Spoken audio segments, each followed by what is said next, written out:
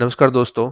हमने पिछले वीडियो में बात किया था डाइजेस्टिव सिस्टम के बारे में।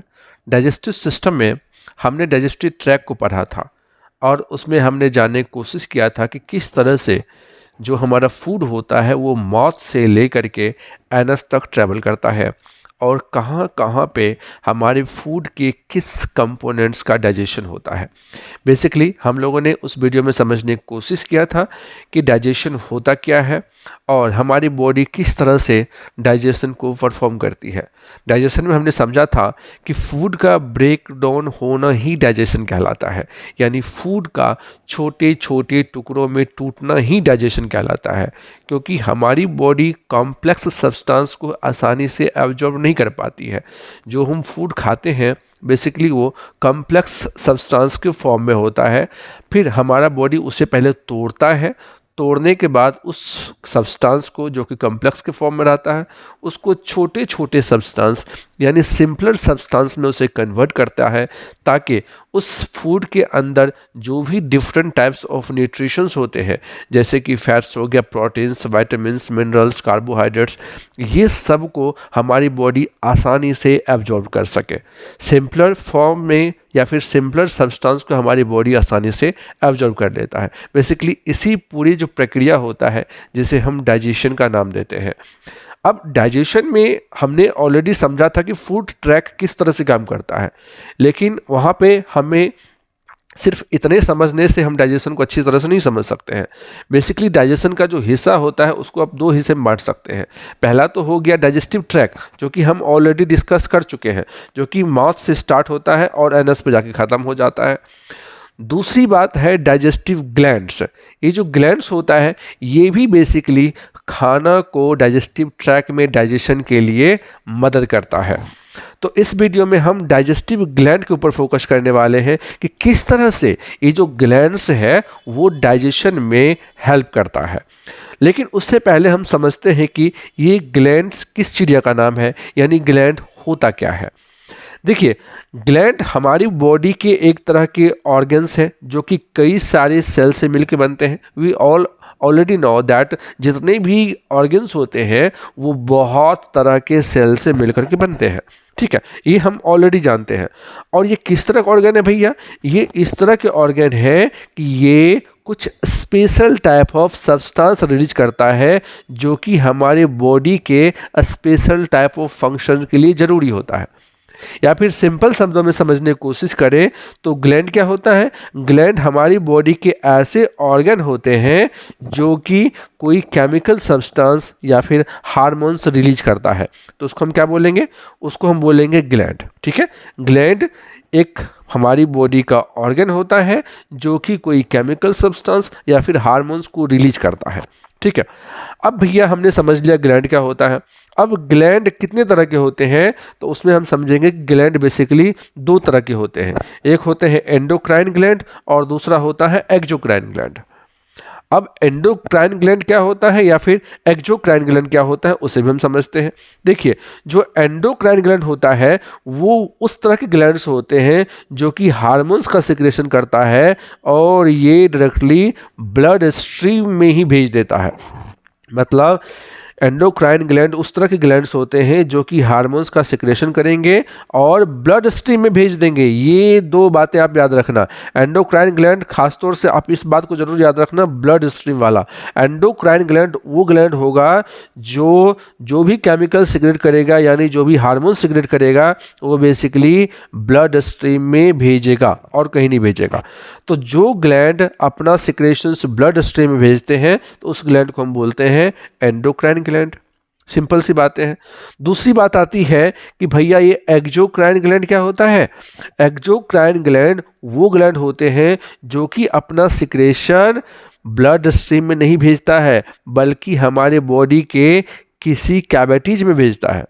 फॉर एग्जाम्पल, जैसे अगर हम बात करें पैंक्रियाज की, तो पैंक्रियाज वो ग्लैंड होता है जो कि सिक्रेट तो कर रहा है, क्या पैंक्रियाटिक जूस सिक्रेट करता है, लेकिन भेजता कहाँ है?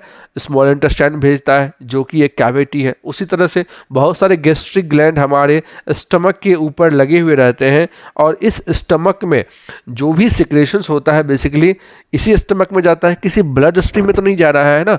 जब केमिकल सिक्रेशन किसी ब्लड स्ट्रीम में नहीं जाएगा तो उसको हम बोलेंगे एक्सोक्राइन ग्लैंड। और ये कैसे भेजता है अपने सिक्रेशंस को? ये डक्ट्स के थ्रू भेजता है। कैसे भेजता है ये डक्ट्स के थ्रू भेजता है। डक्ट्स बोले तो एक तरह से सिंपल एक पाइप होती है, एक नली होती है, जहाँ भी सिक्रेशन करते हैं, सिक्रेशन तो कहीं दूर करते हैं ये, ठीक है, जहाँ भी सिक्रेशन ये कर रहे होते हैं वहाँ से अपने जो भी केमिकल सब्सटेंस होते हैं उसको उस डक्ट्स के थ्रू उस स्पेशल कैविटीज में भेजते हैं जहाँ पे उस केमिकल सब्सटेंस की रिक्वायरमेंट होती है, ठीक है। तो दो तीन चीज़ें आप याद रखना। एक तो एक्सोक्राइन ग्लैंड क्या होता है? एक्सोक्राइन ग्लैंड वो होता है जो कि केमिकल सिक्रेशन तो करते हैं लेकिन ये ब्लड स्ट्रीम में नहीं भेजते हैं बल्कि किसी कैविटीज में भेजते हैं। कैविटीज बोले तो स्टमक हो गया, माउथ हो गया। अब देख लो हमारे जो सैलिवरी ग्लैंड्स होते हैं वो हमारे माउथ के अंदर सलाइवा भेजते हैं, कोई ब्लड में तो नहीं भेज रहे हैं ना। और माउथ का है एक कैविटी है, तो माउथ के अंदर वो जब सिक्रेशंस आता है किसी भी डक्ट के थ्रू तो ये कौन भेजने वाला होता है? ये होता है एक्सोक्राइन। तो सिंपल सा डिफरेंस है। एंडोक्राइन वो होगा जो अपना सिक्रेशन ब्लड स्ट्रीम में भेज देगा और एक्सोक्राइन वो होगा जो अपना सिक्रेशन ब्लड स्ट्रीम में नहीं बल्कि किसी कैविटी में भेजता है, ठीक है। ये बात हमको समझ में आ गया भैया। अब ग्लैंड्स बहुत होते हैं, बहुत एरो होते हैं। थायराइड ग्लैंड होते हैं, पिट्यूटरी ग्लैंड होते हैं, हाइपोथैलेमस होता है, pineal gland, salivary gland, sweat gland, mammary glands. Okay, तो बहुत तरह के ग्लैंड्स होते हैं भैया। ओके, अब सवाल ये उठता है कि क्या हम सारे ग्लैंड्स को पढ़ना हमें चाहिए? उससे पहले देखिए, आप तो समझ लीजिए पहले ग्लैंड्स कहाँ कहाँ है हमारी बॉडी के अंदर। वैसे तो जितना इस पिक्चर में दिखाई दे रहा है इतने ही ग्लैंड्स नहीं है भैया, बल्कि बहुत सारे ग्लैंड्स हैं। जैसे कि देखो, बट उसमें से कुछ जो इंपॉर्टेंट ग्लैंड्स हैं उसका हम लोग एक बार लोकेशन देख लेते हैं, कहाँ कहाँ पे कौन सा ग्लैंड्स है। अब इस जगह पर आपको दिखाई दे रहा है हाइपोथैलेमस ग्लैंड्स है, बहुत इंपॉर्टेंट भैया। ये हाइपोथैलेमस जो ग्लैंड्स होते हैं ना वो सारे ग्लैंड्स के प्रधानमंत्री होते हैं ये बेसिकली जो भी इंफॉर्मेशंस भेजेंगे, जो भी हार्मोन्स भेजेंगे, इसी के हार्मोन्स के बेसिस पे बाकी जितने भी ग्लैंड्स हैं वो काम करते हैं। ओके, तो इसलिए हाइपोथैलेमस को आप प्रधानमंत्री बोल सकते हो, ठीक है। तो हाइपोथैलेमस ग्लैंड देखो, आप उसका लोकेशन देख सकते हो। पीनियल ग्लैंड उसी के ठीक पास में पीनियल ग्लैंड पे आपको मिलेगा। पिट्यूटरी ग्लैंड भी उसी के पास में मिल जाएगा, ठीक है। उसके बाद देखो यहाँ पे गले के पास आपको जो होता है थायराइड ग्लैंड होता है, ठीक है। उसके बाद यहाँ पे देखो चेस्ट में आपके पास थाइमस ग्लैंड होता है। यहाँ पे आपके स्टमक के नीचे जो है पैंक्रियाज होते हैं। किडनी के पास आप देख सकते हो एड्रिनल ग्लैंड्स होता है, ये भी काफ़ी इंपॉर्टेंट है एड्रिनल ग्लैंड्स। ओके, उसके बाद ओवरी ग्लैंड्स देखो कहाँ पे होता है और टेस्टिस कहाँ पे होता है। ये ओवरी फीमेल में होगा और टेस्टिस ऑब्वियसली मेल में होगा। तो इस तरह से हमने देखा कि बहुत अलग अलग तरह के ग्लैंड्स होते हैं, कुछ भी नहीं है, ये तो बहुत कम है, बट इंपॉर्टेंट ग्लैंड्स हम यहाँ पे डिस्कस कर रहे हैं। एक्चुअली में बहुत तरह के ग्लैंड्स होते हैं, ठीक है। बट फिलहाल हम लोग ये जो टॉपिक है इसको भटकाते नहीं हैं। ये जो है बेसिकली वो सारे ग्लैंड्स के बारे में हम लोग नहीं पढ़ने की यहाँ पर कोशिश करेंगे। यहाँ पे हम लोग सिर्फ सैलिवरी ग्लैंड्स को पढ़ने की कोशिश करेंगे जो कि डाइजेशन में यहाँ पर हम लोग सिर्फ डाइजेस्टिव ग्लैंड्स को पढ़ने की कोशिश करेंगे जो कि डाइजेशन में सिर्फ हेल्प करता है। बाकी जाए भाड़ में, बाकी बाद में पढ़ेंगे, टेंशन मत लो, ठीक है। बाकी भी हम पढ़ेंगे, बट यहाँ पे हम लोग सिर्फ और सिर्फ डाइजेस्टिव ग्लैंड्स के बारे में पढ़ने की बात करेंगे, ठीक है। चलो ठीक है, तो डाइजेस्टिव ग्लैंड्स क्या क्या होता है। अब देखो, डाइजेस्टिव ग्लैंड में सबसे ऊपर जो होता है टॉप पे, उसको हम बोलेंगे सैलिवरी ग्लैंड्स, जो कि हमारे माउथ कैविटी के अंदर होता है, ठीक है। अब ये सैलिवरी ग्लैंड क्या होता है, कितने तरह के होते हैं, क्या क्या काम करते हैं, वो अभी सभी हम पढ़ने वाले हैं।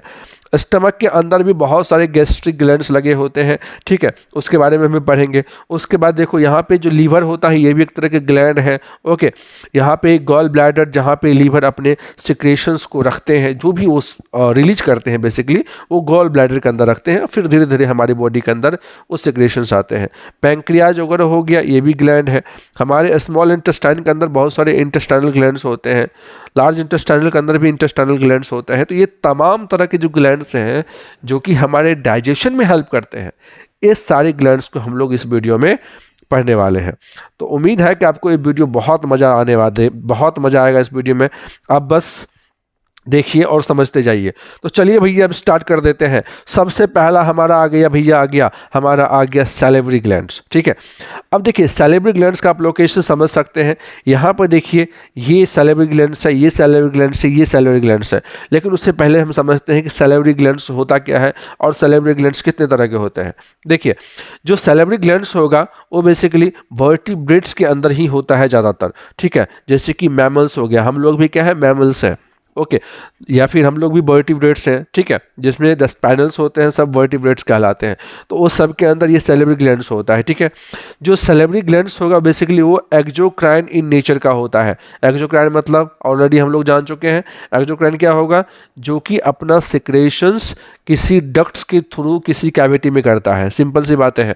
एक्सोक्राइन ग्लैंड क्या होगा, जो अपना सिक्रेशन डक्ट्स के थ्रू किसी कैविटी में करता है, ना कि ब्लड स्ट्रीम में करता है। ठीक है, तो उसको हम बोलेंगे एक्सोक्राइन ग्लैंड। जो सैलिवरी ग्लैंड्स है वो बेसिकली एक्सोक्राइन ग्लैंड है भैया। और ये करता क्या है, ये सलाइवा सिक्रेट करता है। क्या करता है ये सलाइवा सिक्रेट करता है। ठीक है, ओके। नाउ अब अगर हम ह्यूमंस की बात करें, क्योंकि हम लोग ह्यूमन डाइजेस्टिव सिस्टम को समझने की कोशिश कर रहे हैं, तो ह्यूमंस की बात करें तो ह्यूमंस में भैया ये जो सैलिवरी ग्लैंड्स होते हैं वो 3 तरह के होते हैं। एक होता है पैरोटिड ग्लैंड्स, जो कि आप यहाँ पे देख पा रहे हैं, पैरोटिड ग्लैंड्स होता है। दूसरा होता है सब मैंडिबुलर ग्लैंड्स, जो कि यहाँ पे होता है। और तीसरा होता है सब लिंगुअल ग्लैंड्स। ओके, सब लिंगुअल ग्लैंड्स जो कि यहाँ पे होता है। तो ये हम लोग लोकेशन समझ लिए, पैरोटिड ग्लैंड्स होता है, सब मैंडिबुलर ग्लैंड्स होता है और सब लिंगुअल ग्लैंड्स होता है।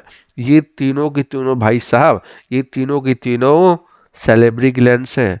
ओके, ये मत भूल देना कि ये अलग अलग नहीं है, ये तीनों की तीनों सैलिवरी ग्लैंड्स हैं। ओके, अब देखिए समझने की कोशिश कीजिए। जो सैलिवरी ग्लैंड्स होता है आप उसको 2 तरह से क्लासीफाई कर सकते हैं। एक होता है सीरस, एक होता है म्यूकस और एक होता है सीरोम्यूकस। ठीक है, जितने भी ग्लैंड्स होता है आप समझ सकते हैं, जितने भी ग्लैंड्स होगा ना वो सीरस होगा, या तो म्यूकस होगा, या तो सीरोम्यूकस होगा। अब भैया ये अपने यहाँ क्या डाल दिए हो, ये सीरस क्या होगा, म्यूकस क्या होगा, सीरोम्यूकस क्या होगा, तो उसे भी हम समझ ही लेते हैं। हाथ कंगन को आरसी किया और पढ़े लिखे को फारसी किया। ठीक है, तो ये बेसिकली कहानी है जो आप लोग ऑलरेडी कहीं ना कहीं सुनते होंगे। ओके, तो चलिए समझ ही लेते हैं कि भैया ये सीरस सिक्रेशन क्या होता है या सीरस टाइप ऑफ ग्लैंड क्या होता है। देखिए जितने भी ग्लैंड्स होते हैं या तो वो सीरस सिक्रेशंस के होंगे, या तो वो म्यूकस सिक्रेशंस के होंगे, या फिर दोनों तरह के होंगे। अब सीरस सिक्रेशन क्या होता है, देखिए सीरस सिक्रेशंस क्या होता है, the main type of the protein secreted is the alpha amylase. Okay, an enzyme that breaks down starch into maltose and glucose।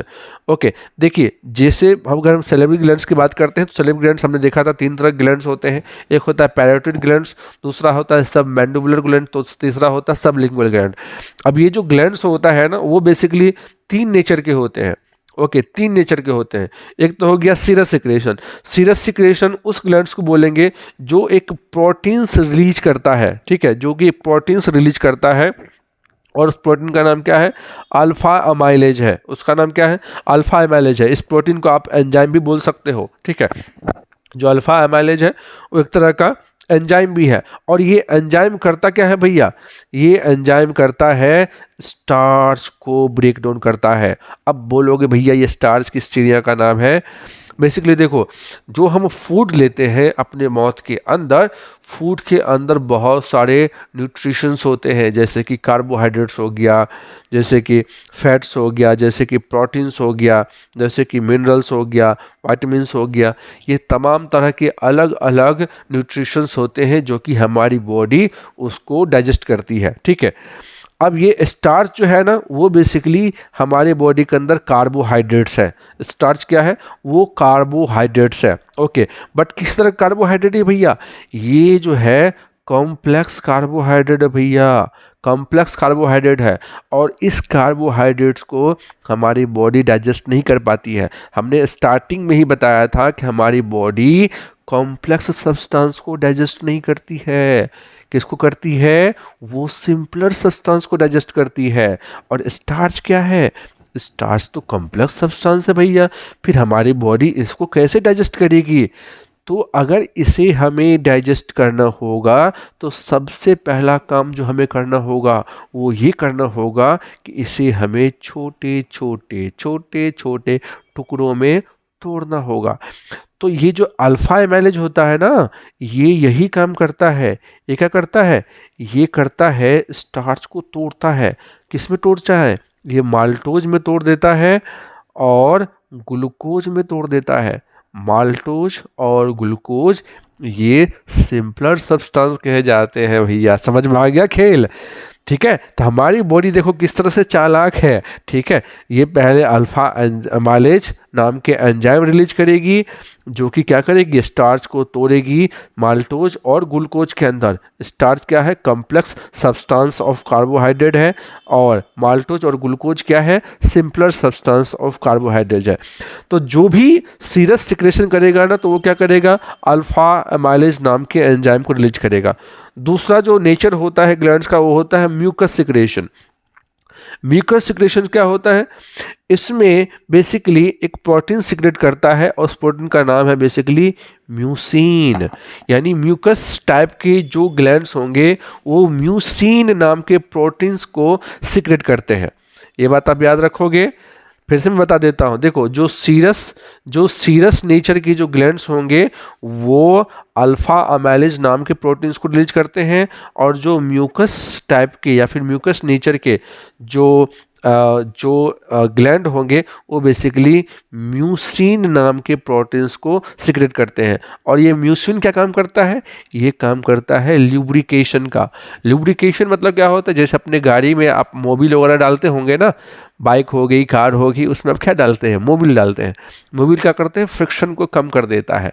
ठीक है, जो भी पार्ट्स मूवेबल पार्ट्स होता है हमारे गाड़ी के मोटर के अंदर, वो अगर रगड़ के बेसिकली क्या होता है, अगर उसमें मोबिल नहीं डालोगे ना तो इतना ज़्यादा फ्रिक्शन जनरेट करेगा कि आपकी गाड़ी में आग पकड़ लेगी।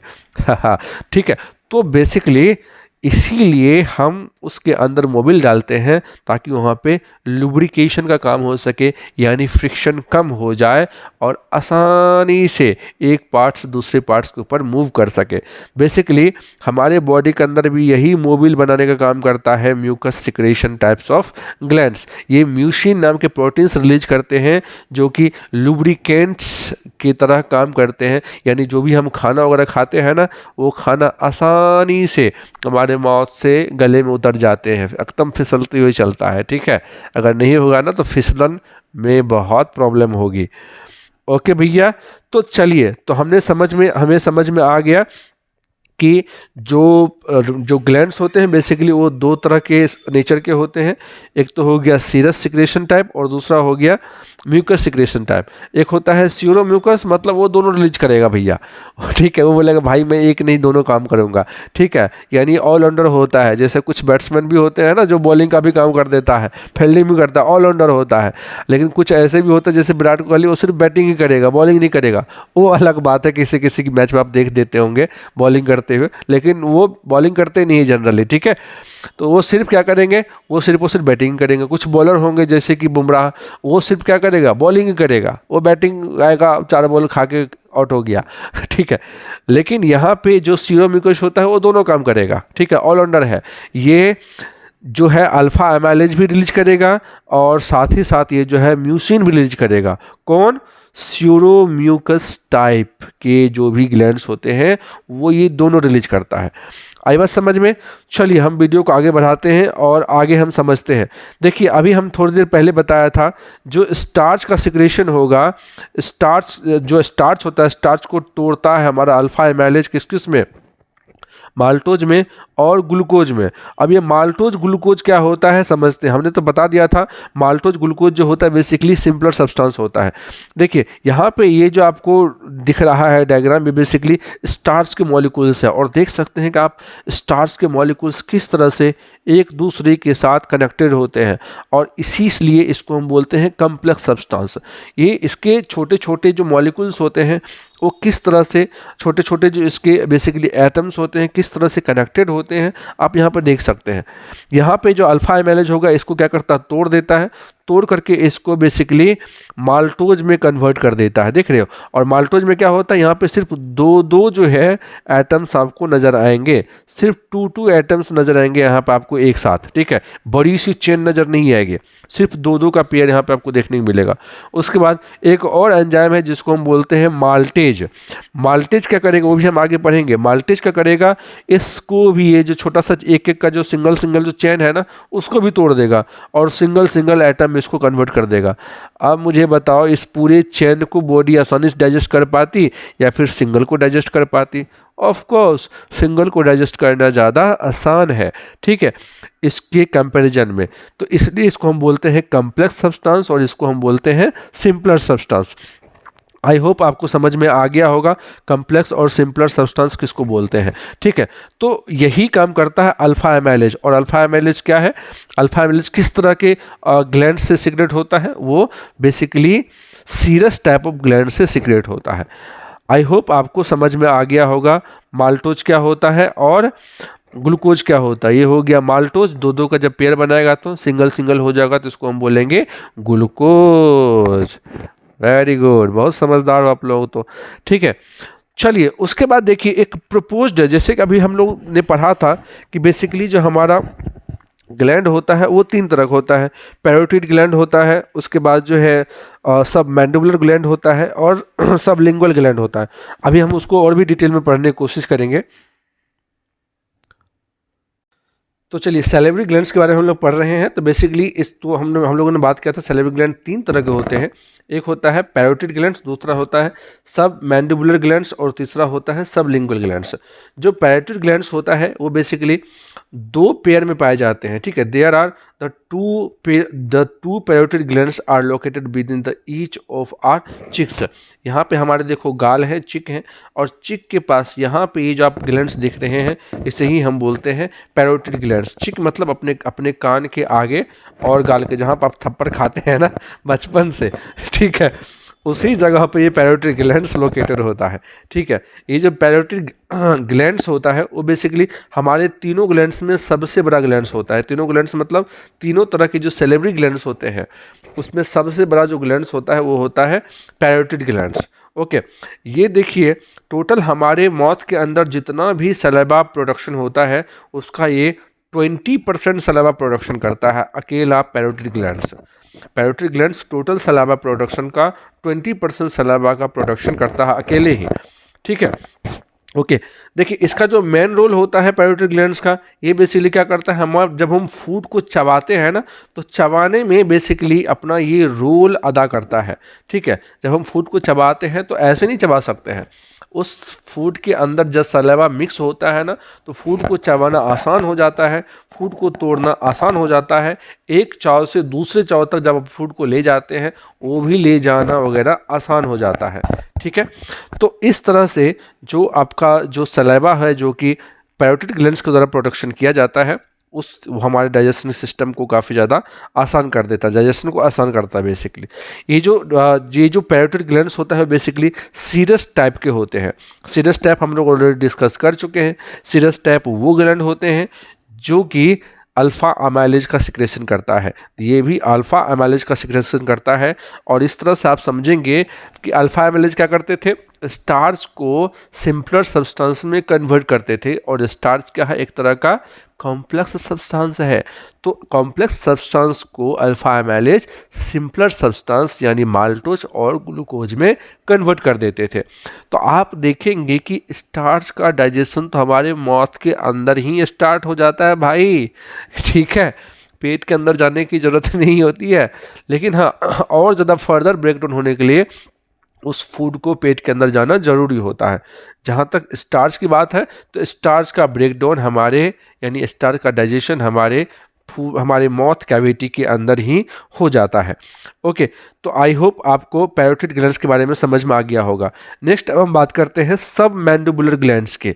सब मैंडिबुलर ग्लैंड्स का लोकेशन कहाँ होता है, हमारे मैंडिबल्स के नीचे होता है। मैंडिबल्स बोले तो हमारे जॉ, और ख़ास तौर से हमारे जो जॉ होते हैं, जॉ मतलब जो आपके दांत वाले के पीछे वाले जो दांत वाले हिस्से होते हैं उसके नीचे इसका लोकेशन होता है, ठीक है। लोअर जॉ के नीचे इसका लोकेशन होता है जिसको हम बोलते हैं सब मैंडिबुलर ग्लैंड्स, ठीक है। बेसिकली ये जो ग्लैंड्स होता है, जितने भी सैलिवरी ग्लैंड्स होता है, जैसे हमने बात किया था जो पैरोटिड होता है, तो पैरोटिड हमारा सबसे बड़ा सैलिवरी ग्लैंड्स है। तो जो ये जो है सबमैंडिबुलर ग्लैंड्स, ये सेकेंड सबसे बड़ा सैलिवरी ग्लैंड्स है। ओके, सेकेंड सबसे बड़ा सैलिवरी ग्लैंड्स है इन साइज। बट जो सलाइवा प्रोडक्शन करता है ये लगभग 65% सलाइवा प्रोडक्शन करता है। सलाइवा प्रोडक्शन के मामले में भैया ये तो पैरोटिड ग्लैंड्स को भी पीछे छोड़ दिया है। पैरोटिड ग्लैंड्स हमने देखा 20% सलाइवा प्रोडक्शन करता है, लेकिन जो सब मैंडिबुलर ग्लैंड्स होता है ये बेसिकली 65% सलाइवा प्रोडक्शन करता है। ओके, अब जो इसका नेचर है सब मैंडिबुलर ग्लैंड्स का, ये दोनों तरह के पाए जाते हैं। ये बेसिकली सीरस नेचर के भी होते हैं और म्यूकस के भी होते हैं, यानी श्यूरो म्यूकस नेचर के होते हैं।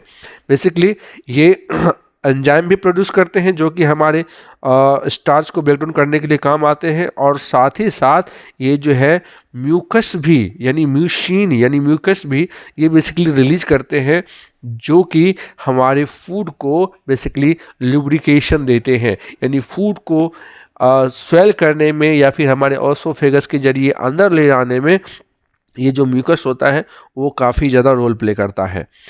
तो इस तरह से हमने समझा कि किस तरह से पैरोटिड ग्लैंड्स का रोल है और किस तरह से सब मैंडिबुलर ग्लैंड्स का रोल है। अब हम सब लिंगुअल ग्लैंड्स की बात करते हैं। जो सब लिंगुअल ग्लैंड्स होते हैं, जैसे नाम से ही स्पष्ट है, ये बेसिकली हमारे टंग के नीचे होते हैं सब लिंगुअल ग्लैंड्स।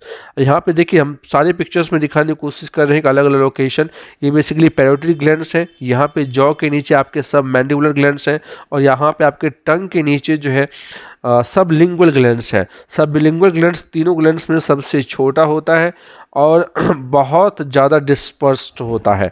ठीक है, ये बेसिकली जो रिलीज करता है वो करता है म्यूकस रिलीज, जो कि लुब्रिकेशन में हेल्प करता है। ठीक है, और ये डक्ट्स के थ्रू जो है अपना जो भी म्यूकस होता है वो हमारे माउथ कैविटी के अंदर भेजता है। टोटल सलाइवा की बात करें, टोटल सलाइवा का ये बहुत ही कम, यानी सिर्फ 5% ही बेसिकली सलाइवा रिलीज करता है। ठीक है, तो इस तरह से हमने देखा कि किस तरह से तीनों सैलिवरी ग्लैंड्स मिल करके हमारे माउथ के अंदर खेल खेलते हैं और फूड को डाइजेशन करने में काफ़ी ज़्यादा हेल्प करता है। इसके अलावा ये जो हमने पढ़ लिया तीनों, ये तीनों जो थे, पैरोटिड ग्लैंड्स हो गया या फिर सबलिंगुअल ग्लैंड्स हो गया, पैरोटिड ग्लैंड्स, सबलिंगुअल ग्लैंड्स या फिर सब मैंडिबुलर ग्लैंड्स, ये तीनों मेजर ग्लैंड्स हैं। ये तीनों मेजर सैलिवरी ग्लैंड्स हैं, ये तीनों की तीनों। ठीक है, लेकिन अगर हम बात करें और भी ग्लैंड्स की, तो हमारे पास और भी बहुत सारे सैलिवरी ग्लैंड्स हैं, बट ये सब के सब माइनर्स हैं। यहाँ पे जो आप लोकेशन देख पा रहे हैं, बेसिकली ये जितने भी आपको कलर वाला एरिया दिख रहा है, ये सब के सब भैया, ये सब के सब क्या है, ये सब के सब है सैलिवरी ग्लैंड्स, बट स्मॉलर है। सो माइनर सैलिवरी ग्लैंड्स है, जो कि लगभग हमारे पूरे माउथ के अंदर जितना भी सलाइवा का प्रोडक्शन होता है उसके लगभग 1% ही प्रोडक्शन कर पाते हैं, और इस तरह से ग्रुप में रहते हैं, पैचेज में रहते हैं। ये सारे के सारे छोटे जो ग्लैंड्स होते हैं वो पैचेज में रहते हैं, हमारे हार्ड पैलेट्स के अंदर, हमारे जो है लोअर पैलेट्स के अंदर रहते हैं। ठीक है, तो अलग अलग जगह पे ये सब का लोकेशन होता है। टोटल अगर इन काउंट की बात करें तो लगभग 800 से 1000 इंडिविजुअल छोटे छोटे सैलिवरी ग्लैंड्स हमारे माउथ कैविटी के अंदर विराजमान है भैया। इतना आसान नहीं है। ठीक है, बहुत छोटे छोटे हैं और सब के सब अपना खेल खेल रहे हैं फूड को डाइजेस्ट करने में। तो चलिए अब लीवर की बात करते हैं। देखिए जो लीवर है हमारा, वो हमारे पूरे बॉडी का सबसे बड़ा ग्लैंड है। हमने सैलिवरी ग्लैंड्स के बारे में देखा था। सैलिवरी ग्लैंड्स में सबसे बड़ा ग्लैंड है पैरोटिड ग्लैंड्स, उसके बाद आता था सब मैंडिबुलर ग्लैंड्स, और सबसे जो छोटा ग्लैंड्स था वो था सब लिंगुअल ग्लैंड्स।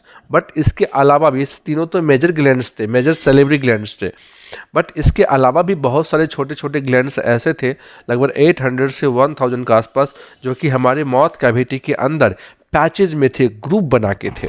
ठीक है, और वो सब मिला करके 1% कंट्रीब्यूशन करता था सलाइवा का। यहाँ पे अब हम बात करेंगे लीवर के बारे में। लीवर पूरे बॉडी का सबसे बड़ा ग्लैंड है। यहाँ पे सैलिवरी ग्लैंड नहीं बोल रहा हूँ, यहाँ पे ग्लैंड है। ठीक है, सबसे बड़ा ग्लैंड है लीवर हमारे पूरे बॉडी के अंदर। अब सवाल ये उठता है कि भैया ये लीवर करता क्या है, ठीक है, तो चलिए समझते हैं लीवर क्या करता है।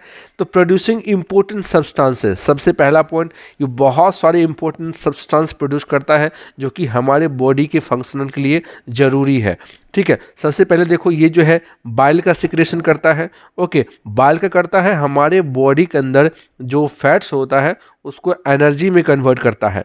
बाइल हमारे बॉडी के अंदर जो फैट्स होता है उसको एनर्जी में कन्वर्ट करता है, या फिर यूं बोले कि बाइल का प्रोडक्शन होना हमारे डाइजेशन के लिए काफ़ी ज़्यादा ज़रूरी है। अगर बाइल प्रोडक्शन नहीं होगा तो हमारे बॉडी के अंदर भैया फैट कैसे ब्रेक डाउन होगा, फैट कैसे पचेगा, फैट नहीं पचेगा तो एनर्जी कैसे आएगी, ठीक है। तो इसीलिए बेसिकली बाइल का प्रोडक्शन होना हमारे बॉडी के अंदर ज़रूरी है, ओके।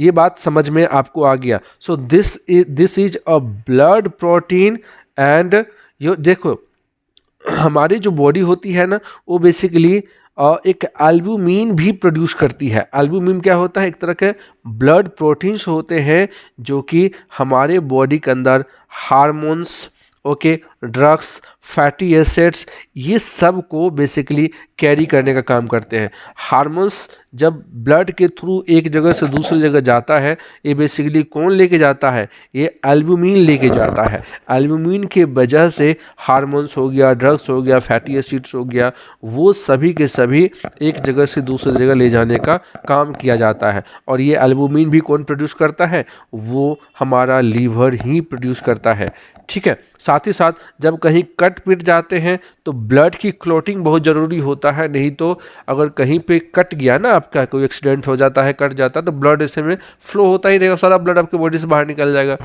इसीलिए वहाँ पे ब्लड का जाम हो जाता है, ब्लड जो है बेसिकली सूख जाते हैं, ब्लड का चक्का बन जाता है, उसकी क्लॉटिंग बन जाती है, जिसकी वजह से फर्दर ब्लड का आउटवर्ड फ्लो बंद हो जाता है। नेक्स्ट हम बात करते हैं प्रोसेसिंग। ये जो है हमारे जो लीवर है बेसिकली बिलीरुबिन को भी प्रोसेस करता है, यानी बिलीरुबिन को, जो भी हमारे ब्लड के अंदर बिलीरुबिन होता है ना, बिलीरुबिन, उसको बाहर निकाल फेंकने का काम करता है।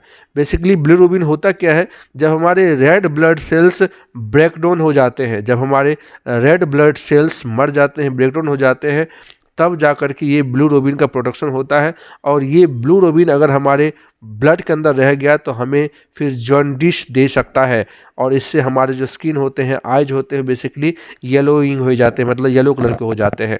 तो हमारा लीवर क्या करता है, इस बिलीरुबिन को हमारे बॉडी से फिल्टर आउट करके बाहर फेंकने का भी काम करता है। तो है ना बहुत इंपॉर्टेंट। अभी तो कुछ भी नहीं है, और भी आगे देखिए, और भी देखिए लीवर क्या क्या करता है, रिमूविंग द वेस्ट प्रोडक्ट्स, हमारे बॉडी के अंदर जो भी बेस्ट प्रोडक्ट्स या फिर जो भी टॉक्सिक प्रोडक्ट्स हो, जो भी टॉक्सिक प्रोडक्ट्स होते हैं, जैसे आप कुछ अल्कोहल ले लेते हैं, कुछ एक्सेस अमाउंट में मेडिसिन वगैरह ले लेते हैं, ठीक है, ये सारी चीज़ें हमारा जो लीवर होता है वो क्या करता है, इस सब को बाहर निकाल के फेंक देता है, get out from the here, ठीक है, या तुम लोग यहाँ पे अलाउड नहीं, ये गुंडे मवाली कहीं के कहाँ से आ गए हो, ये सबको बोल बोल करके बेसिकली अल्कोहल सबको यहाँ से भाग भाग करके मार मार करके भगा देता है। Okay, so control immune responses, ये हमारे इम्यून रिस्पॉन्स को भी कंट्रोल करता है। When bacteria, viruses and other harmful organisms enter your body, your liver can find and destroy them. Okay, और ये हमारे बॉडी के अंदर जो भी लीवर के अंदर जो स्पेशलाइज सेल होता है वो इस काम को अंजाम करता है। बॉडी के अंदर खाने के थ्रू, सांस के जरिए या किसी भी तरीके से, पानी के जरिए अगर बैक्टीरिया, वायरसेस, कुछ हार्मफुल बैक्टीरिया, वायरसेस हमारे बॉडी के अंदर आ जाता है तो ये क्या करता है, ये उसको भगा देता है, ठीक है, मार करके। Okay, so controlling the glucose, ये भी बहुत इंपॉर्टेंट चीज़ है। Liver helps your body maintains a healthy level of blood sugar. Okay, blood के अंदर कितना शुगर होना चाहिए ये भी मेंटेन करने का काम करता है लीवर। अगर ब्लड के अंदर शुगर सप्लाई कम हो गया है तो ग्लूकोज यानी ग्लूकोज के सप्लाई को बढ़ा देता है, और अगर बढ़ गया है, ज़्यादा हो गया, फिर वहाँ से ग्लूकोज को वो रिमूव भी कर देता है। यानी ब्लड के अंदर ग्लूकोज का लेवल कितना होना चाहिए ये भी देख रेख करने का काम करता है लीवर। ज़्यादा हो गया तो क्या करता है, फिर उसमें से ग्लूकोज निकाल देता है, कम हो गया, और जब वापस से ब्लड के अंदर ग्लूकोज कम हो जाता तो वापस से फिर ये ज़्यादा अमाउंट में ग्लूकोज रिलीज कर देता है और फिर ब्लड के अंदर हमारे आ जाते हैं। तो इस तरह से हमने देखा कि कितना ज़्यादा रोल है हमारे लीवर का हमारे बॉडी के डिफरेंट डिफरेंट फंक्शंस के लिए। बट यहाँ पर हम समझते हैं कि भैया वो सब चीज़ तो हम समझ लिए, बट डाइजेशन में किस तरह से लीवर काम करता है। देखो, हमने बताया था कि हमारा जो लीवर होता है वो बाइल का प्रोडक्शन करता है। बाइल एक तरह का जूस है जो कि रिलीज होने के बाद हमारे स्मॉल इंटेस्टाइन के अंदर जाता है। देखो, ये जो है बेसिकली हमारा लीवर है, यहाँ से बाइल का प्रोडक्शन होता है।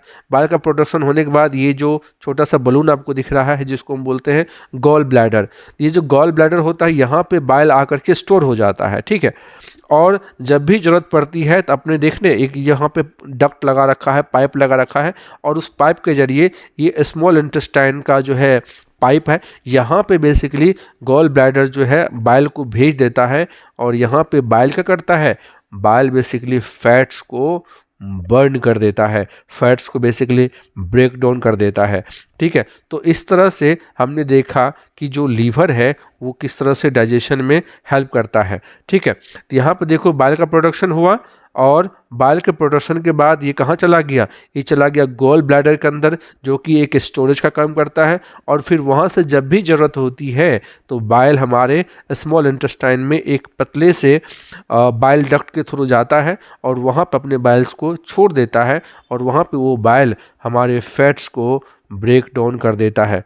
लेकिन कभी कभार देखोगे अगर आपके लीवर में कोई प्रॉब्लम हो जाता है तो फिर बहुत तरह के बीमारी भी देखने को मिलती है, जैसे कि कोलेस्टेसिस। अब कोलेस्टेसिस क्या होता है, this happens when the flow of the bile from your liver is limited और ब्लॉक्ड। मतलब जितना प्रोडक्शन बाइल का होना चाहिए अगर उतना प्रोडक्शन नहीं हो पा रहा है किसी भी कारण की वजह से, तो एक बीमारी होती है जिसको हम बोलते हैं कोलेस्टेसिस। अब cholestasis can be caused by certain drug, genetic factors और इवन प्रेगनेंसी। ज़्यादातर जो ये होता है बेसिकली प्रेगनेंसी की वजह से होता है, जहाँ पे बाइल का सिक्रेशन कम हो जाता है, लिमिटेड हो जाता है या फिर ब्लॉक हो जाता है। फिर जाकर के आप देखेंगे यहाँ पे इचिंग्स वगैरह देखने को मिलेगा, इस तरह से कुछ जो है रैसेस वगैरह हमारे स्किन के ऊपर आ जाते हैं, ठीक है। तो ये हमने देखा कि किस तरह से लीवर जब हमारा सही से काम नहीं करेगा तो किस तरह से ये बीमारी होती जिसको हम बोलते हैं कोलेस्टेसिस। नो, नेक्स्ट बीमारी होती जिसको हम बोलते हैं हेपेटाइटिस। और ये हेपेटाइटिस के आप सब लोग जो है परिचित होंगे। देखिए, हेपेटाइटिस का मतलब क्या होता है। हेपेटाइटिस दो टर्म से मिलकर बना हुआ, एक होता है हेपेट का मतलब होता है लीवर, और एक होता है इटिस का मतलब होता है इन्फ्लेमेशन का मतलब होता है स्वेलिंग। यानी जब लीवर का साइज स्वेल हो जाता है, जब लीवर का स्वेलिंग होने लगता है, तभी उसी कंडीशन को हम बोलते हैं hepatitis. Okay, so there are the many different types, sometimes excessive alcohol use, drugs और toxins causes the hepatitis. Hepatitis can lead to liver failure, liver cancer और अदर लाइफ थ्रेटनिंग कंडीशंस। तो hepatitis में जब आपका liver ही swell होने लगे तो फिर तो भैया बहुत सारी प्रॉब्लम्स हो सकती है, ठीक है। अब देखो, इसमें होता क्या है कि आपके जो स्किन होते हैं, आपके जो आइज होते हैं येलो होने लगते हैं, पेट में आपके बहुत ज़्यादा दर्द हो गया, आपका अचानक से वेट लॉस होने लगेगा, आपको अचानक से भूख आपकी चली जाएगी, आपके जो पोटी वगैरह होंगे वो पेल दिखने लगेंगे, डार्क कलर के यूरिन होने लगते हैं, आपको थकान महसूस होने लगेगी, और फ्लू लाइक सिम्टम्स जैसे कि सर्दी खांसी, ये सारी चीज़ें आपको देखने को मिल जाती है, ठीक है। तो इस तरह से हेपेटाइटिस होता है, ठीक है। ये भी लीवर की प्रॉब्लम की वजह से ही होता है, तो हमने समझ लिया। उसके बाद एक और बीमारी होती है लीवर के ख़राब होने से, जिसको हम बोलते हैं सोराइसिस। सोराइसिस बेसिकली क्या होता है, जब आपका लीवर काफ़ी हार्ड हो जाता है। ये देखो आपका और हेल्दी लीवर है जो कि काफ़ी ज़्यादा से अच्छे से स्मूथ है, लेकिन बाद में इसके जो सेल्स होते हैं ना, जब इसके सेल्स जो है डैमेज होना शुरू हो जाते हैं तो बेसिकली ये हार्ड होने लगते हैं धीरे धीरे। So this is the hardening of your liver due to the scar tissues. Heavy alcohols use and viruses like the hepatitis are common cause of the psoriasis. Diabetes, immune problems and genetic disease can cause the this disease. अब देखो, psoriasis किस किस की वजह से होता है, या तो आपको पहले से डायबिटीज है तब भी सोराइसिस हो सकता है, आपको अगर कोई इम्यूनिटी में प्रॉब्लम है तब भी प्रॉब्लम, ये जेनेटिक फैक्टर भी हो सकता है, अगर आप ज़्यादा अल्कोहल्स वगैरह सब का इस्तेमाल करते हैं तब भी आपको इस तरह की बीमारी हो सकती है जिसको हम बोलते हैं सोराइसिस। सोराइसिस मतलब क्या होता है? लीवर का हार्ड हो जाना। ओके, तो चलिए इस तरह से हमने लीवर के बारे में पढ़ लिया, कितना ज़्यादा लीवर का हमारे बॉडी के अंदर इम्पोर्टेंस है, और इसीलिए हम सभी को अपने बॉडी के हर एक अंग का ख्याल रखते हुए हमारी जो भी डेली एक्टिविटी होती है उसे करना चाहिए। ओके, नाउ नेक्स्ट हम बात करते हैं पैंक्रियाटिक सिस्टम की, यानी पैंक्रियाज की। किस तरह से पैंक्रियाज जो है वो हमारे डाइजेशन में हेल्प करता है। देखो, ये जो है स्टमक होता है, स्टमक के ठीक अंदर आप देख रहे हैं एक छोटा सा पिक्चर जो कि है बेसिकली किसका? पैंक्रियाज का है। अब देखो, पैंक्रियाज के अंदर बेसिकली पैंक्रियाज बोलेंगे कि भैया आप किस तरह के ऑर्गन की बात करते हैं, मतलब पैंक्रियाज किस तरह का ग्लैंड है? ये जो है एंडोक्राइन है या फिर एक्सोक्राइन है? जो पैंक्रियाज है आप देखेंगे ये बेसिकली दोनों नेचर के हैं। ये एंडोक्राइन की तरह भी काम करता है और एक्सोक्राइन की तरह भी काम करता है। जब ये पैंक्रियाटिक जूस बनाता है, जैसे कि ये सब देख रहे हो लोकेशन, ये सब लोकेशन देख रहे हो ना, यहाँ पे बेसिकली पैंक्रियाटिक जूस बनता है, और जूस बनने के बाद ये जो हाईवे दिख रहा है सीधा आपको, इस हाईवे पे ये जूस पहुँच जाता है, और ये हाईवे लेकर के जो उधर से ऊपर से जो बाइल डक्ट आता है, बाइल डक्ट में अपना दे देता है, और वहाँ से बाइल जूस और ये पैंक्रियाटिक जूस दोनों मिल करके स्मॉल इंटेस्टाइन के अंदर आता है, और वहाँ पे बेसिकली जो है खाना वगैरह बनाने मतलब डाइजेशन का काम होता है। ठीक है, उसके अलावा ये आप छोटे छोटे सेल्स आपको दिखाई दे रहा होगा ब्लू कलर में, ये आपको छोटे छोटे सेल्स दिखाई दे रहा होगा।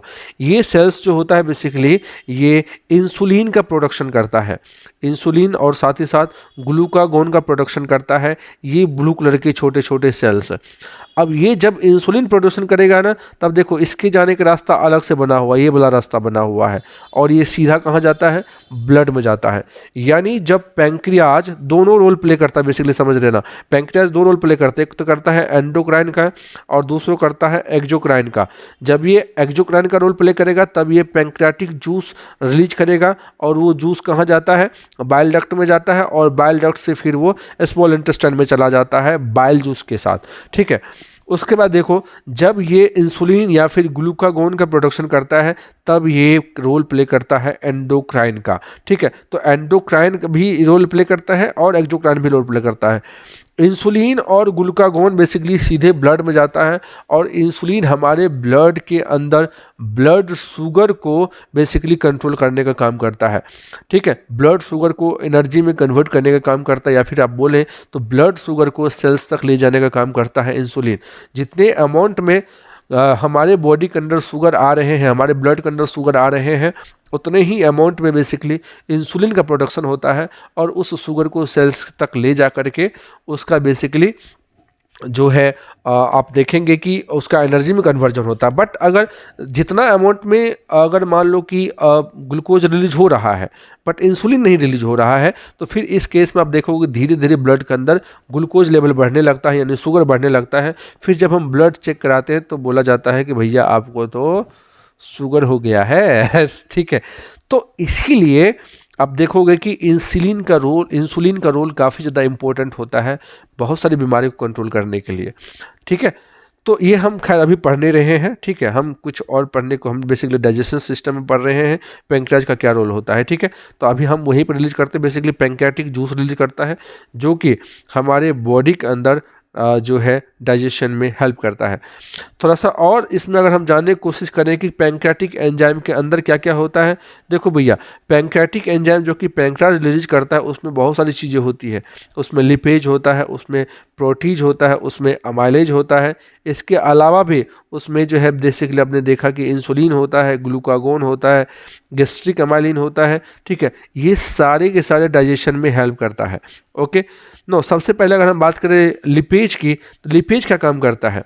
जो लाइपेज बोलो या लिपेज बोलो, जो भी बोलो, ये बेसिकली बाइल के साथ मिल जाता है, और मिल करके हमारे बॉडी के अंदर जा कर के, यानी हमारे बॉडी के अंदर स्मॉल इंटेस्टाइन के अंदर जा कर के ये फैट का ब्रेक डाउन करता है।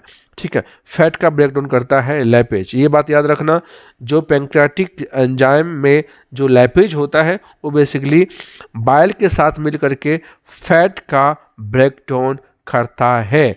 ठीक है, ओके, उसके बाद साथ ही साथ बहुत सारे हमारे फैट सोल्यूबल विटामिन्स होते हैं, जैसे कि A, D, E के इन सभी को भी एब्जॉर्ब करने का काम करता है। ओके, अगर ऐसा नहीं होगा तो फिर हमारे बॉडी के अंदर डायरिया हो सकता है या फिर फैटी बॉबल मूवमेंट्स हो सकता है। ओके, नेक्स्ट बात करते हैं प्रोटीज का। तो प्रोटीज क्या होता है? प्रोटीज बेसिकली हमारे फूड के अंदर जो प्रोटीन होता है भैया, उस प्रोटीन को डाइजेस्ट करने का, यानी उस प्रोटीन को ब्रेक डाउन करने का काम करता है। ओके, उसके बाद अमाइलेज की बात करें तो अमाइलेज आपको पता ही है क्या करता है, वो स्टार्च को शुगर में कन्वर्ट करने का काम करता है। उसके अलावा इंसुलिन क्या करता है? इंसुलिन जो है बेसिकली एक तरह का हार्मोन है। ओके, एक तरह का हार्मोन है जो कि पैंक्रियाज के द्वारा रिलीज किया जाता है, और पैंक्रियाज के अंदर जो बीटा सेल होता है, बीटा सेल्स के द्वारा बेसिकली इस हार्मोन का सिक्रेशन होता है। ओके, उसके बाद देखो ये हार्मोन्स क्या करता है, ये शुगर को एनर्जी के लिए यूज करता है, या फिर आप बोलो तो ये बेसिकली शुगर को एनर्जी में कन्वर्ट कर देता है। ठीक है, अगर मान लो इंसुलिन का प्रोडक्शन अनफ नहीं होगा तो फिर हम डायबिटीज़ के शिकार हो जाते हैं। नेक्स्ट है ग्लूकागोन। अब ग्लूकागोन क्या करता है? ये बेसिकली जो ग्लूकागोन है ये क्या करता है, ये basically 20% of the cells in the pancreas. देखो जो ग्लूकागोन होता है बेसिकली अल्फा सेल्स के द्वारा बनाया जाता है। हमारे पैंक्रियाज के अंदर beta cell, alpha cell, beta cell क्या बनाते हैं? ये हार्मोन्स यानी इंसुलिन बनाते हैं, और जो अल्फा सेल्स होते हैं ये ग्लूकागोन बनाते हैं। ओके, और ग्लूकागोन क्या करता है? वो basically helps raise it by sending a message to your liver to release the stored sugar. मैंने बताया था ना कि हमारे बॉडी के अंदर जो शुगर होता है, उस शुगर के लेवल को कंट्रोल करने का काम करता है हमारा लीवर। जब बॉडी के अंदर शुगर लेवल कम हो जाता है, यही ग्लूकागोन जो है मैसेज भेजता है किसको? लीवर को, कि भैया, ओ भैया उठ जाओ उठ जाओ, ब्लड के अंदर शुगर कम हो गया है, जल्दी जल्दी ब्लड भेज, जल्दी जल्दी शुगर भेजो। ठीक है, और फिर जा कर के लीवर जो है शुगर एक्स्ट्रा रिलीज कर देता है। तो ये ग्लूकागोन का काम होता है। उसके बाद गैस्ट्रिन और अमाइलिन की बात करें तो gastrin is primarily made in the G cell of your stomach. G, हमारे स्टमक के अंदर जो जी सेल होता है वहाँ पे ज़्यादातर गैस्ट्रिन बनता है, बट समहाउ ये पैंक्रियाज में भी बन जाता है। ठीक है, it stimulates your stomach to make a gastric gland. Okay, तो यहाँ पे क्या करता है, ये स्टिमुलेट करता है स्टमक को ताकि वो गैस्ट्रिक एसिड को बना सके। और गैस्ट्रिक एसिड का प्रोडक्शन इसलिए ज़रूरी हो जाता है क्योंकि जब फूड आता है तो फूड के अंदर बहुत सारे बैक्टीरिया वायरसेस आते हैं, तो गैस्ट्रिक एसिड स्टमक के अंदर रिलीज होकर के उस बैक्टीरिया वायरसेस को किल कर देते हैं। Amylin is a made in a beta cell and helps control appetite and stomach emptying. Amylin basically beta cell के द्वारा बनाया जाता है, और हमारे स्टमक के अंदर जब हम भूख से तड़प रहे होते हैं तो भूख को कंट्रोल करने का काम करता है, कब आपको भूख लगना चाहिए और कब आपको बेसिकली पेट जो है खाली दिखाना चाहिए, तो वो अमाइलिन की वजह से होता है। जैसे होता है ना कभी कभी भूख लग जाता है तो ना, ओ वो भूख लग गया, बाबू को देखो तड़प रहे हैं, पेट में झुदर रहे हैं। अब कोई कोई लोग क्या करेगा, आप देखते हो कोई कोई लोग भूख को पचा लेता है। भूख तो सबको लगता है, लेकिन भूख को पचाने की क्षमता हर किसी को नहीं होती है।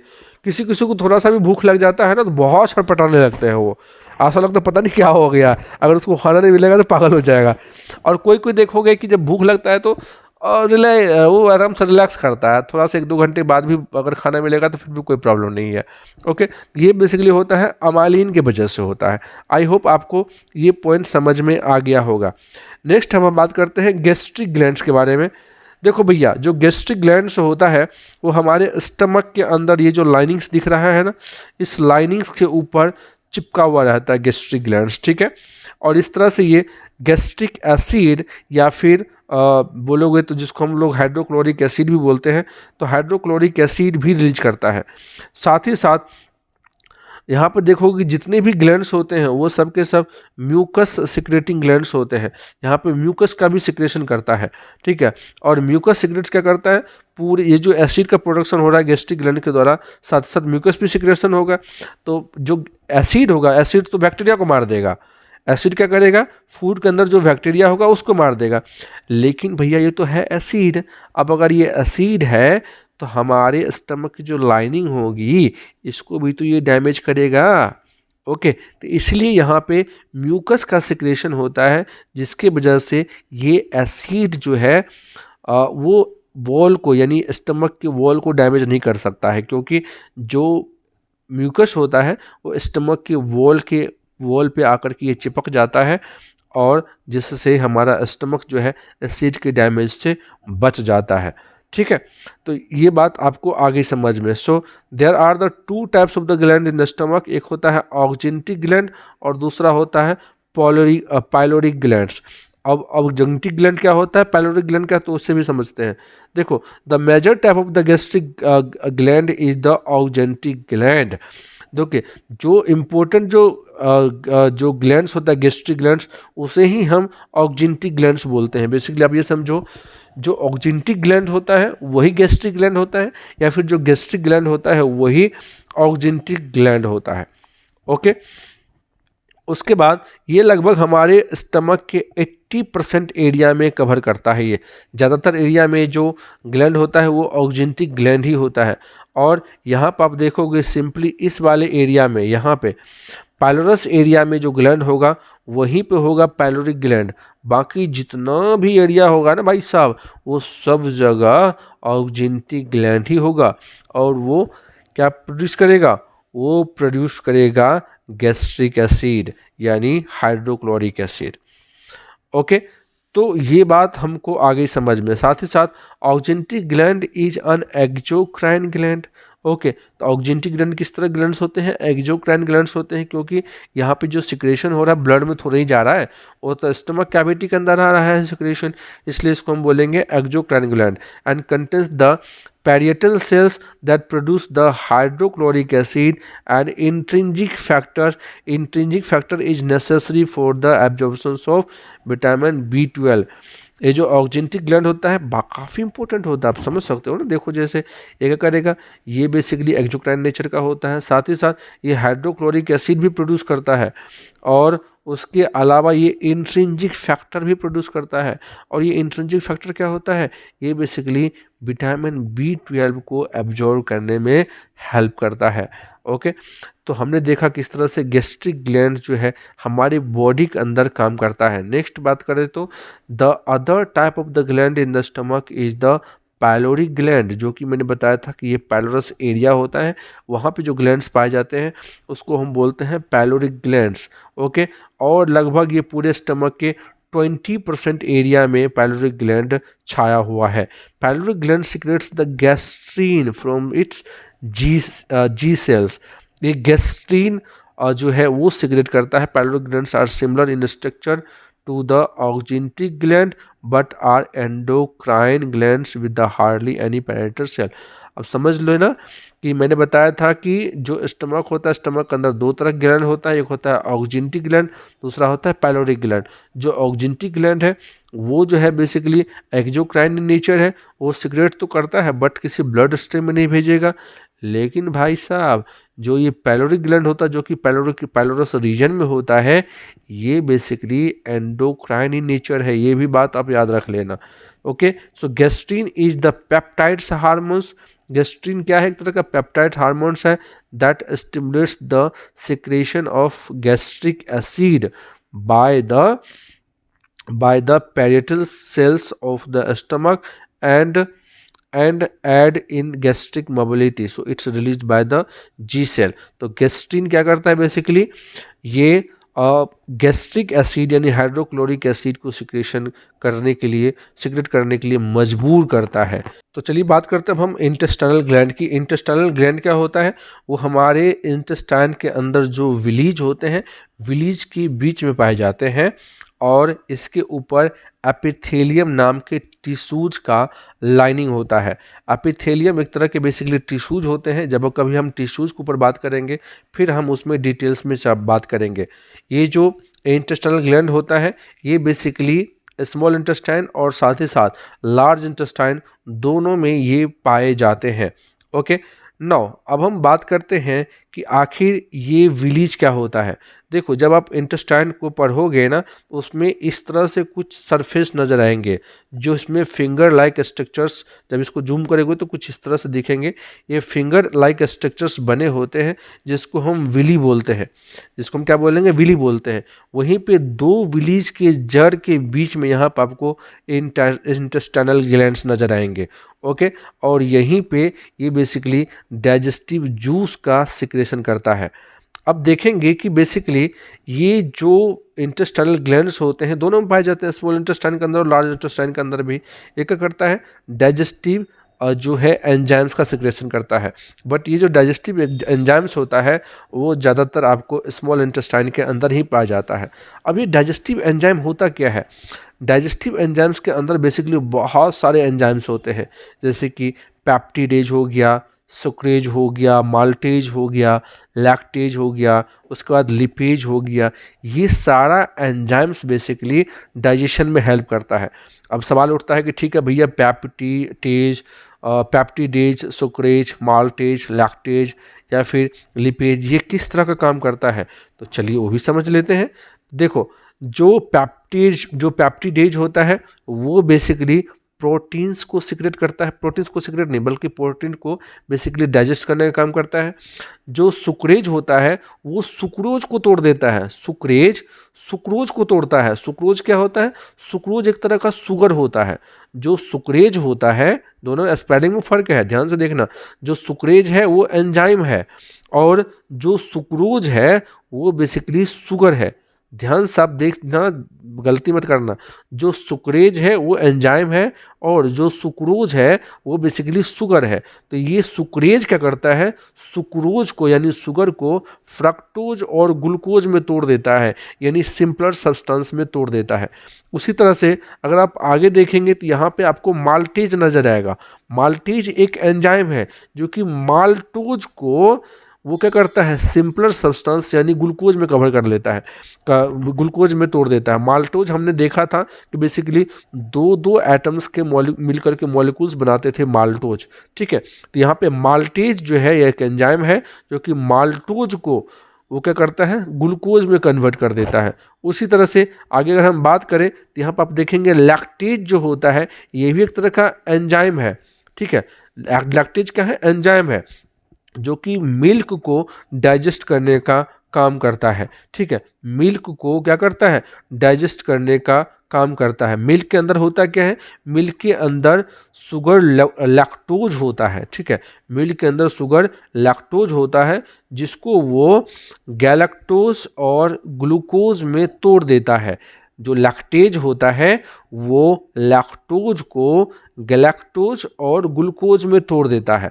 तो लैक्टेज हो गया एंजाइम, लैक्टेज हो गया एंजाइम और साथ ही साथ लैक्टोज जो है बेसिकली एक शुगर के फॉर्म्स है, कार्बोहाइड्रेट्स के फॉर्म्स हैं जिसको लैक्टेज किस में तोड़ देता है, गैलेक्टोज और ग्लूकोज में तोड़ देता है। उसी तरह से आप देखेंगे हमारे एक लिपेज भी सिक्रेट करते हैं। लिपेज क्या है, एक एंजाइम है जो कि फैट्स को ब्रेक डाउन करने का काम करता है। लिपेज एक एंजाइम है, ठीक है, जो कि फैट्स को ब्रेक डाउन करने का काम करता है। तो इस तरह से हमने जो भी ग्लैंड्स थे जो कि डाइजेशन में हेल्प करते थे उसको हमने अच्छे से समझने की कोशिश किया, डिटेल में समझने की कोशिश किया। हमने समझा कि किस तरह से जो डाइजेस्टिव ग्लैंड्स होते हैं हमारे बॉडी के अंदर डाइजेशन में हेल्प करते हैं। इससे पहले ऑलरेडी हम लोगों ने जो डाइजेस्टिव ट्रैक होता है उसके ऊपर हम लोगों ने वीडियो डाल रखे हैं। तो आप अगर नहीं देखे हैं तो आपसे रिक्वेस्ट है पहले वो वीडियो ज़रूर देखें, फिर आपको वीडियो ये ज़्यादा बेटर समझ में आएगा। आई होप आपको ये वीडियो पसंद आया होगा। बस आपसे एक रिक्वेस्ट है कि अगर आपको पसंद आता है तो हमारे चैनल को आप ज़रूर सब्सक्राइब करें, वीडियो को ज़रूर लाइक करें और अपने ज़्यादा से ज़्यादा फ्रेंड सर्कल में से ज़रूर शेयर करें ताकि हमारा जो मेहनत इसके ऊपर किया जा रहा है उसका कुछ तो नतीजा मिले। तो उम्मीद है कि आपको वीडियो पसंद आया होगा। मिलते हैं अगले वीडियो में। जय हिंद।